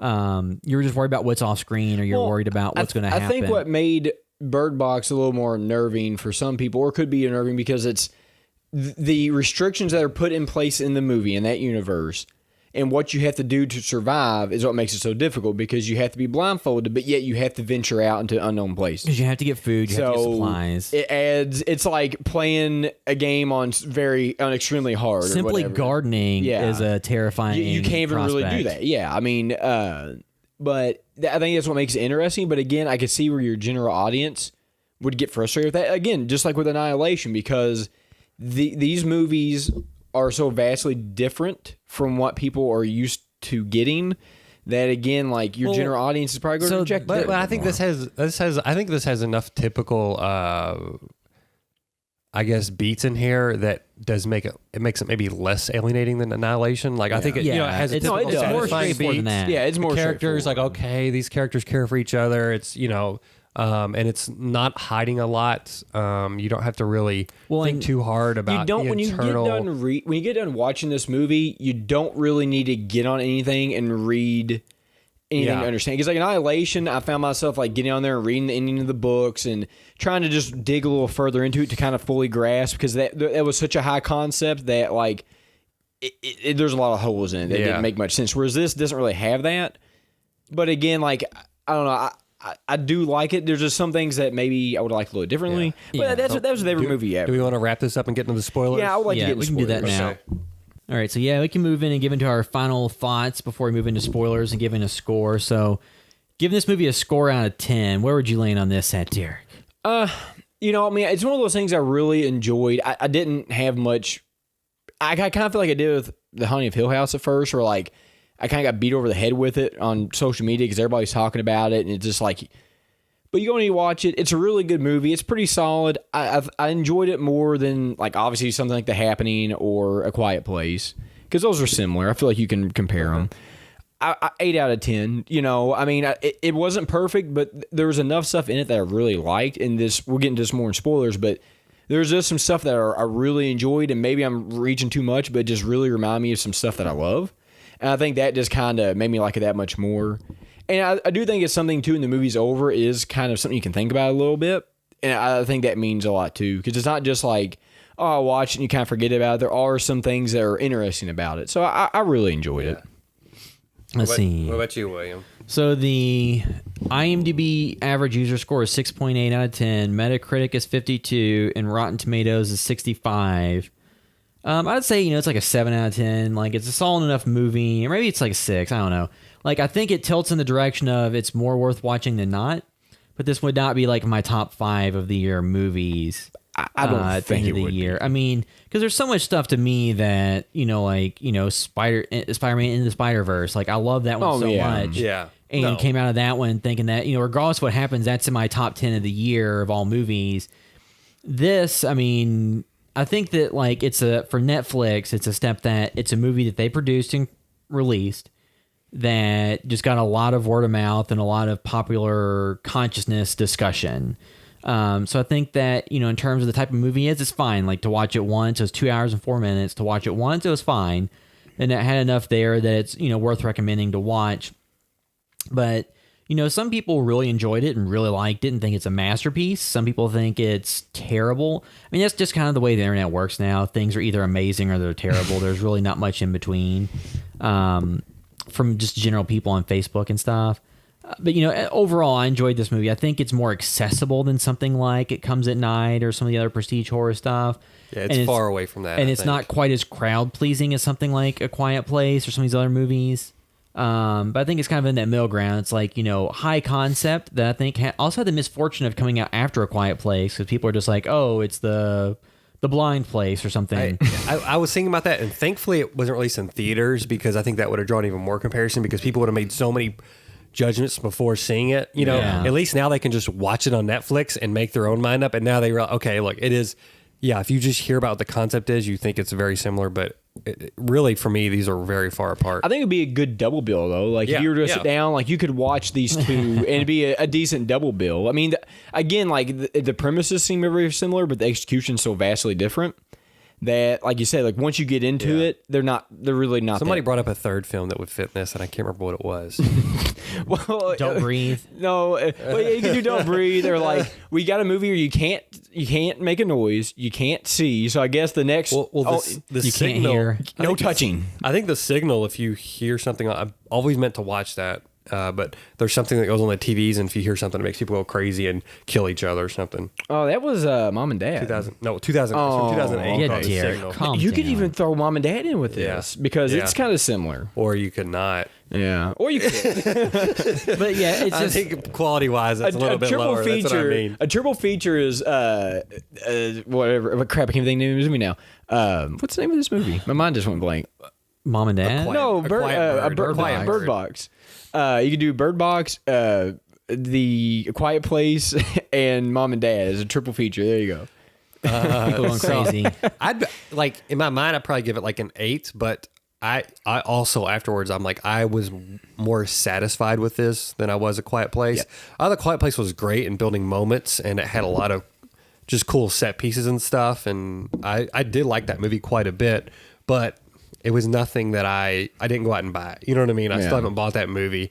I would watch it again for sure, and I would like to see some special features on it, but this one, I think it was, for me, it just felt like it had more honesty to it, but also had like the fun, typical trope stuff. And I like the cast a whole lot too. I love Emily Blunt, John Krasinski. He was great in that film, you know.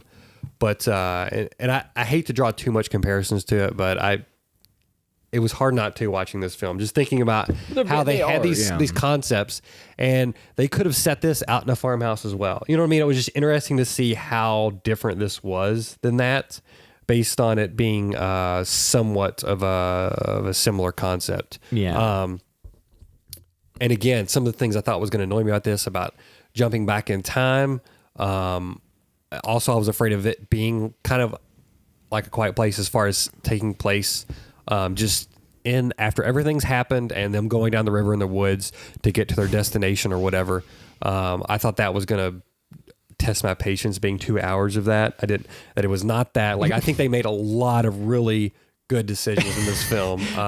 And I probably gave The Quiet Place an 8 also. Yeah. Like, I might give this an 8.5 even because I like this more. But yeah, I don't know if this isn't like my top 5 horror films of the year or anything like that. No. A Quiet Place is not in my top 5 horror films. Like, I don't think they're in my top 10. Like, this would squeak out A Quiet Place in top 10. Mine too. And this may be very near to the bottom, possibly. I'd have to like we'll discuss it on the next upcoming podcast. But Because there's such a huge variety Yes. of stuff. Like I said, that's we come almost out. had to like make a list because there's so much stuff that I forgot. I even forgot Cloverfield came out this year because like this year was so jam packed with stuff that like you almost have to like get the list. And like, okay, Well, I'd watch because this, I'd watch this.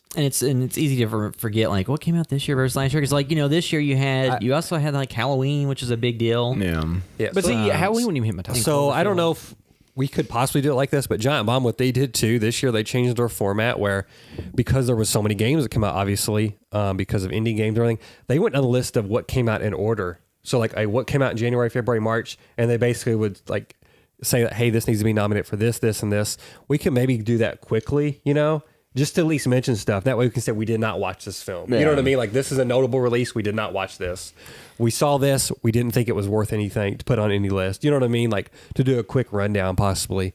We'll figure that out. Yeah, because there's stuff like Unfriended Dark Web. I just remember that came out this year. Yeah. That Well, Cam, the let's other get- Netflix. Yeah, I want Yeah. to watch that. Yeah. Let's get into some spoilers. Just stuff Yeah. Okay, so now we'll move into the spoiler discussion. If you're listening via iTunes, do us a huge favor, leave a review that helps other people find the podcast. Find all the work we're doing at houseofavstore.com. You can find links to all of our social media accounts to Facebook, Instagram, YouTube, Twitter, all that stuff.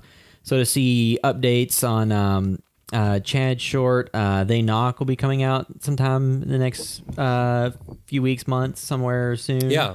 Waiting on some stuff from him. I think he's very busy. Yeah. Be busy. Yeah, so that'll be coming out here in the first part of the year, so keep an eye out for that. Some, news on Volumes of Blood, Devil's Night as things get announced. You can check stuff out there. And if we have our other own shorts that we're going into production on or something, keep an eye out on our social media accounts for those. And then on us specifically on social media, I'm on Instagram at @TheWilliamCaps. You can find me at Metalroy Derek on Twitter and Instagram. I'm at Blevin Sean on Twitter. So now we'll move into spoiler talk for Bird Box. So if you haven't seen the movie, you might want to check out before we go into any of the specific story beats from the movie, but those will be starting right now. All right. I think the thing I love the most about this movie... There was a literal bird box. There actually was a literal That's the bird bird box. box. That's the But, bird box. Like, and the birds actually served a purpose, kind of like coal mine. It kind of reminded me of coal miners with the canaries and stuff. But It's the thing from Silent Hill, the radio going crazy. But I think my favorite thing about this is I drew a bunch of comparisons to this to I Am Legend, and the thing that kind of compares it to me to this is like the original story is the source material is like you have this one, you have a group of survivors, but you like in this world you have people that either one, they commit suicide or kill themselves, And well, I guess it's the same thing. Or two, you have like they're almost sirens. Like the whatever this force is takes control of these people, and then their goal is to blend in with everything else and maybe trick them or actively go after pursue these individuals. It's kind of like that's where there's a little bit of things where the characterization of it might be a little bit tough to figure out. So in the 5 years ago section where they're in the house, there's the guy that's outside and he wants to come in. They let him in and he seems normal. And then you think that he, because the John Malkovich character wants to, kick him out. Who either wants to kill him or kick him out. And they don't do that. And they lock John Malkovich in the garage and they keep the guy in. The downfall of them. But then the thing is so the thing I said earlier where it was just in there really for like the guy takes all these pictures out and painting or these like drawings out and lays them on the table where he drew, I guess, what the creatures look like to him. And narratively, that's going to get your ass caught. Somebody walks in like, what's that? Well, it did. But it could have ended more quickly because if Tom caught him in the act of doing that and didn't have the, if Tom was one with the upper hand, he's definitely going to beat that guy in a physical duel. And like, as a veteran, he's in good shape and stuff. So it's just like that, sir, that only would have hurt him if it had been discovered sooner. Well, he kind of took advantage of the situation, but the reason I just assumed it was just like any other film where somebody's possessed, and they're drawing these images of just like the kid from Stranger Things. I don't know why it's the first one I thought of, but it happens in all kinds of movies. So it was a trope that I thought worked fine because it gave you somewhat of a glimpse, but also it didn't outright show it, so it didn't ruin it. So in your mind, you kind of. Just like a book, you know what I mean? You kind of develop it in your mind. I think that was better than showing. Yeah, I think it was better than showing because you could almost make the monster look goofy, but this kind of reminded me of even like something like the Babadook because you see the drawings, or even Evil Dead because she drew stuff. Well, because some people have said that, like the Babadook, even showing the few frames of the Babadook that it did, hurt the movie. It made it goofy almost. It depends. Sometimes showing the monster can be bad. But what I really enjoyed, though, is this sense of like, and this is the parallels. I just loved like, there's a scene toward the end which really kind of is where the movie starts off at, but it takes time to get to it, where they decide to get in the boat, trek through the river to go to the kind of like the sanctuary. And they're in a house, and then I'm going to call them the sirens. The sirens show up, and there's like that showdown. But I just like how not only is there the physical creature, or those beings that are dangerous, there's also a group of people that are controlled by them, that their goal is to get you to look at it. Here's the thing. So are the people controlled by it, or is it just that they, when they see it, don't see something terrible, they see something beautiful, and then they instead of killing themselves or crazy, they just want everyone to see it and to share in it? Yeah, I don't really know what it is, but I think it makes it interesting because not only do you have to... You're at obviously disadvantaged because they can walk out and see it not kill themselves, whereas you cannot do that. Well, it's one of those things too where there's, in A Quiet Place, you have the element like the dad's working like on the hearing aid for his daughter and stuff, and it has a frequency. But like in this one, you really couldn't spend a lot of time testing like sunglasses or different visual things to filter them out because you die. Yeah. And I like that they at least gave one test in this. Yeah, because they like a video. They're like, okay, they have BD Wong. If anybody's he's in Law and Order SVU, he's been a lot of stuff. And he was also in Jurassic World. But like his thing was, I'm gonna watch the security footage and just see it because it's through a camera. It's through a different filter. I shouldn't be able to. And obviously, it affects him and he kills himself. So it's one of those things where like one mistake and you're dead. Like because there was not a single instance in the movie, everybody that saw it then pretty quickly killed themselves. So somebody was completely tied into a chair or something, completely immobile and could not get up or move. Would they like bit their own tongue off and choked on it or something? Yeah. Probably. But well, and I think like something, and there was interesting scenes of this, but again, I just love like the kind of trekking through the houses, the uncertainty of that, having to check and make sure the blinds are, and that was interesting, because like, as always, the humans end up being a big threat. Yeah, and I think that's what I think good movies do that. It's not, I think sometimes those are the bigger threat because unlike the entities, like they could go into the homes and they were, and like, obviously, I think where a lot of people have a problem with this movie is probably the second pregnant woman that showed up, who lets in the possessed man without knowing that. Like that was the downfall. At that point in time, they didn't know that a person could see it and go crazy. Yeah, but then John Malkovich's character was kind of a dick, but he was right because he's like, we gotta get rid of him. And he's like, I'm never wrong. And and he wasn't wrong, but he does kind of get to redeem himself at the end by at least buying enough time for Tom to get aware and take care of the situation. But Like, you know, and obviously the pregnant woman, she dies because she is she even alludes to like she's soft and doesn't really understand, you know, like she's easily manipulated, and that was proven. But you just kind of it's more interesting to having those people do that rather than just people break in to kill them. Yeah. You know, like it's just more visually, it's a more creative thing. It's a scarier, different type of thing of like, oh, they just want you to see, so you kill yourself. You know what I mean? Like Well, I there's guess just some in two- different element to it of a lack of control. You know, Yeah, I mean, too, like, I didn't need to be explained what the people were doing, if it was influencing them to do that, or if they were already mentally kind of insane, and seeing that just, instead of having them kill themselves, just makes them, that becomes like their new religion. They want everyone to take part in it. Because, like, the difference between, like, the guy that shows up at the house and then, like, the kind of gang that shows up later in the cars is pretty different. Yeah. So do they all operate the same, or is there different? I mean, obviously it's a little bit different because he didn't go in and just try to, like, guns a-blazing. yeah, he had a different approach. And He went you in know, was more methodical and pretended to be normal. well, you wonder if he was normal, but he didn't know, you know. and that's why he would start drawing those things. He got triggered, or he, you know, he knew that he was outnumbered. You know, and But it he was knew like- to pretend like he had not been looking. Yeah. So And that was interesting. He and I kind of blamed it on the insane asylum. They're like, oh, yeah, because them, you know. Yeah, I can't remember the name of the other. Basically, the other lead, the surrogate father, It's of- Tom. Tom. You know, I also like, you know, his hero ending basically was really good. You know, Well, what I yeah, mean? because he's like, fuck it. And he just- fought it for a yeah. little bit too. Like that was like a cool. he was able there to were- fight it long enough There was to two carry out scenes his... where people fought off enough where the I think it was Olivia, the mom's name, she was able to fight it off enough to hand the baby off. Yes, And then Tom was able to fight off long enough to kill the pursuer.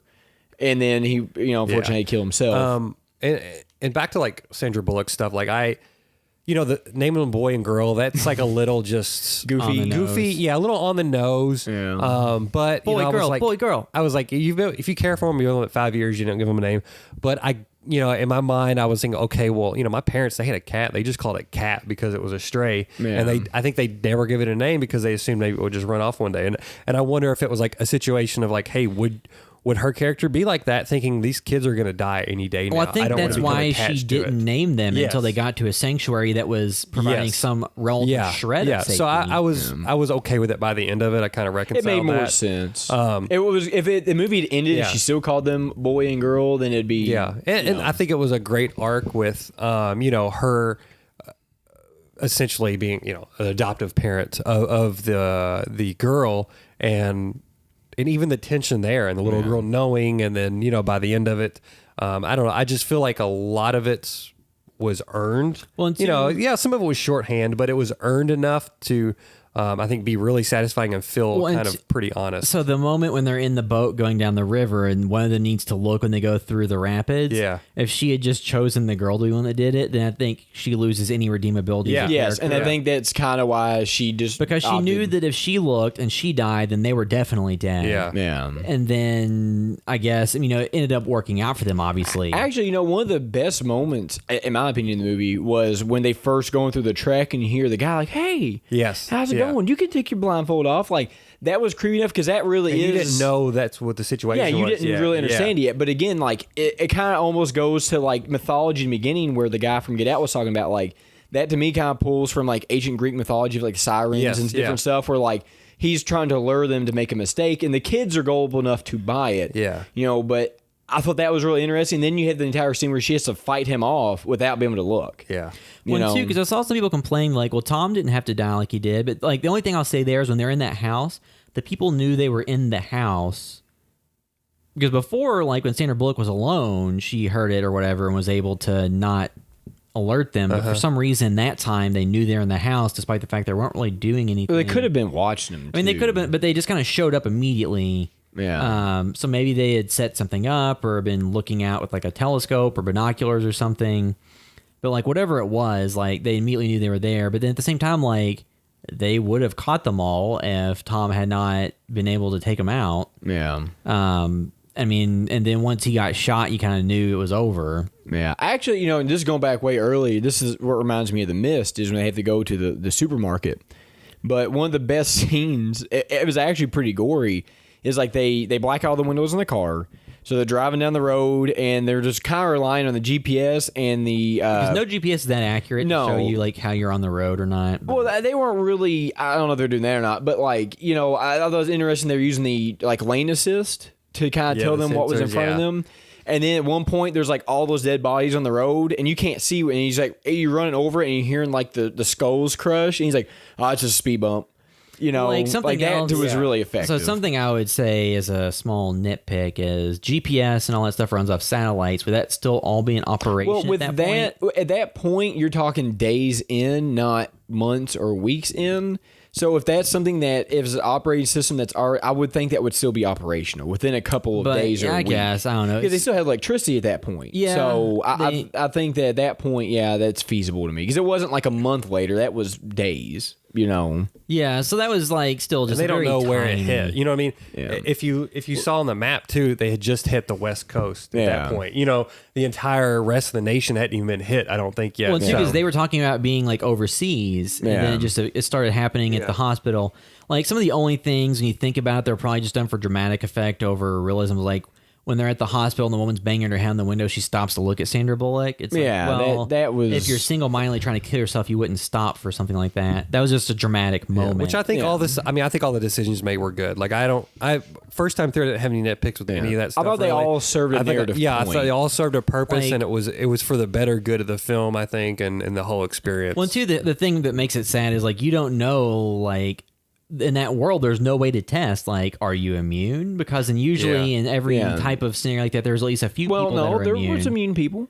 Well, no. If you're blind, That's you're what. immune. Yeah, in the film, I was like, they just need to get some blind people. Yeah. Well, then the other thing becomes, so is the place they get at the end of the movie with the blind people, did they have like a self-sufficient like farm set up beforehand? Like where they're getting livestock and vegetables and...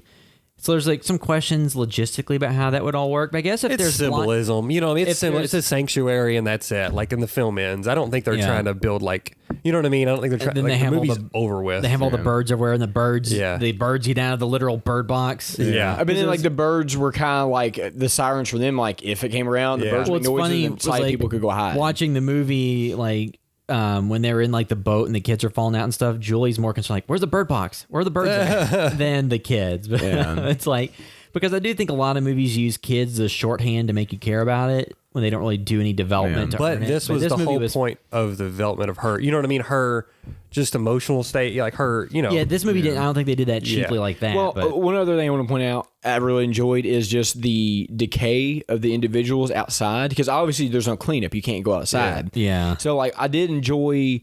Well, I don't want to say enjoy, but it was kind of nice to show like the dead people that were dead from the day one when the incident happened were still there. Like every time they were just more and more decayed, and I think that was a nice touch because I think a lot of times you may skim over that. Yeah. But they were just there, and then when they got midway through the track, and then she stops at like I guess the little military Quonset hut type building, or like the little like whatever it was. It was like Yeah. some type of makeshift hospital.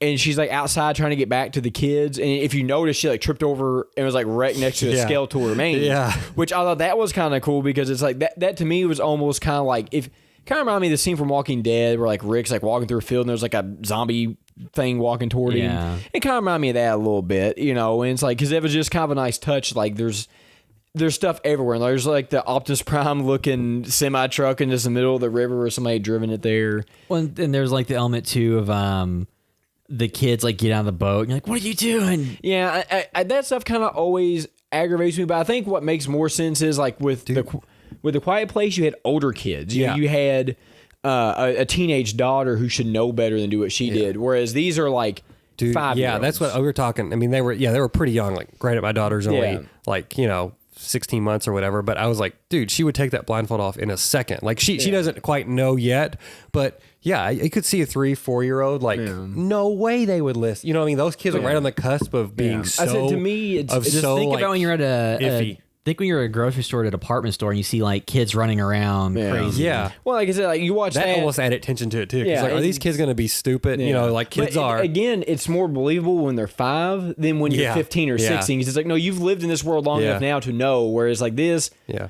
at 5 years old, I don't think you can quite and it made you, grasp you know, the concept. you like characters when they're smart, and even the little girl, like her blindfold's off, but like she has to stand there with her eyes closed waiting for her, you know, when she like finds her on the side of the bank or whatever. Like, and to the like stuff that I would say, you know, like, you know, even like older kids, like I've encountered, you know, in the past few years, like a bunch of kids who are like, you know, and like, or not even that I encounter, like people's relatives or whatever between the age of like 12 and 18. You tell them not to do something, they do it that anyway. are so stubborn and think that they're the right. It's like, no, I know you're telling me this, but since you're older, I'm not going to listen because I'm right. So I think that gives that some credibility, plausibility. and it almost builds up Sandra Bullock, like, hey, her and Tom did a great job raising these kids. You know what I mean? Even though she's a hard ass, like they listened under the most extreme conditions, you know. So she did do the right thing a lot of times, but she also knows when she was at fault. Well, I think the thing that's interesting too is like the way the monsters would also, or the beings would like call out to people in the most vulnerable points. Yeah. So like where she almost fell for it was when they used Tom's voice. Yeah.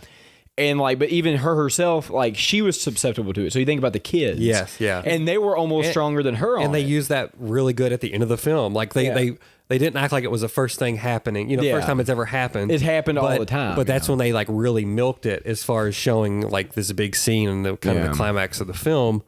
You know, and it was a different climax. They weren't fighting monsters or anything like that. Like this film was different enough, but also the same. And I think it was just this as a female director that I hadn't really noticed much else that she had done that was of note that I immediately knew of. But Suzanne Bier, I believe her name is. Yeah. But yeah, stellar job on this. Yeah, I mean, like I said, like even if I give like a 7, like I still think it was well done.